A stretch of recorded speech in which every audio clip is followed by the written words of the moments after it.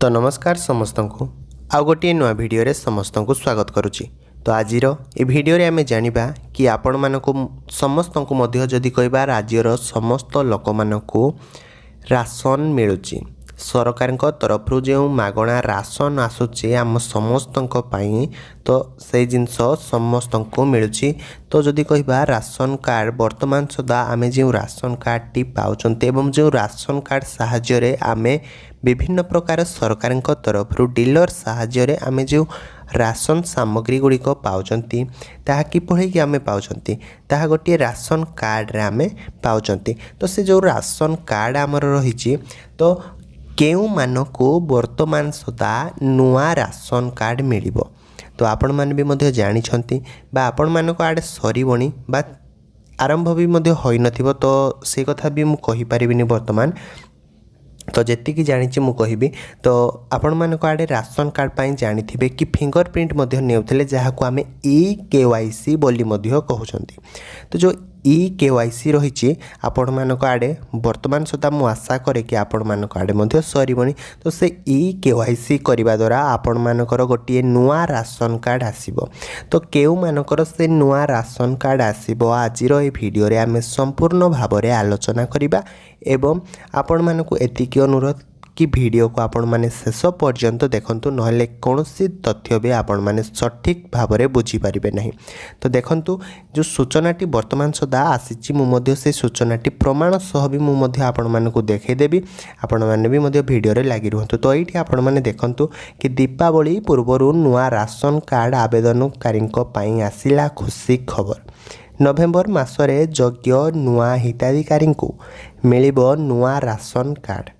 अन्य पक्षरे एबे ई-केवाईसी जांच प्रक्रिया मध्य जारी रही। वर्तमान मु जो कथा आपण मानकु कहउतली कि ई-केवाईसी रो विषय रे प्रक्रिया सरिबा परे केते भूत हिताधिकारी ना कटिबो एवं प्रकृत हिताधिकारी संख्या केते ताहा जना पड़िबो बोली सूचना देइचंती खाद्य जोगाण और खाउटी कल्याण मंत्री कृष्णचंद्र पात्र। तो सरिला अपेक्षा नवेम्बर रे नुआ राशन कार्ड मध्य मिलिबो।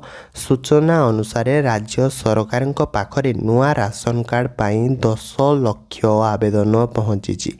समस्त आवेदनर जांच चली जातीय खाद्य सुरक्षा आईन अनुजाई जो माने योग्य विवेचित हेबे सेमानकु आसंता नवेम्बर मास सुधा राशन कार्ड बंटन कराजिबो बोली मंत्री कहिसंती।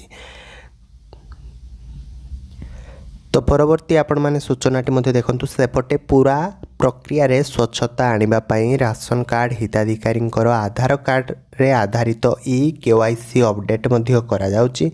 डीलर पॉइंट गुडी करे हिताधिकारी ना जांच करा जिबा परे ईपीएस मेसिन रे टिप चिन्ह देई आधार कार्ड नंबर सह अपडेट मध्य करा जाउची। तो राज्य रे पाखापाखी 25 लाख भूत हिताधिकारी रहिथिबा पूर्वरु विधानसभा कहिथिले जोगाण मंत्री सेमानकु बाद देबाकू ई-केवाईसी जांच वर्तमान सदा भी चली रही। तो जदि आमे कहिबा हिताधिकारी परिवारर समस्त सदस्यों पई ई-केवाईसी बाध्यतामूलक करा जायछि। सेहिपरि परिवारर कोनोसी सदस्य भिन्न होइथिले जदि आवश्यक मानदंड पूर्ण करुथिबे सेमानकु मध्य योजना रे शामिल करा जिवो। तो एमिति किछि सूचना आस्थिला राशन कार्ड को नेकी। तो आपण माने भी मध्य जानिले एवं किसी सूचना कौन आसला राशन कार्ड को लेकिन। तो आपण मानक एतिक अनुरोध कि वीडियो को आपण माने बहु मात्रा शेयर करते और चैनल को सब्सक्राइब करने आपण माने जमा भी भूलबेनी। तो रोची आ गोटे वीडियो रे आपण मानक सब पुणी देखा। जय जगन्नाथ।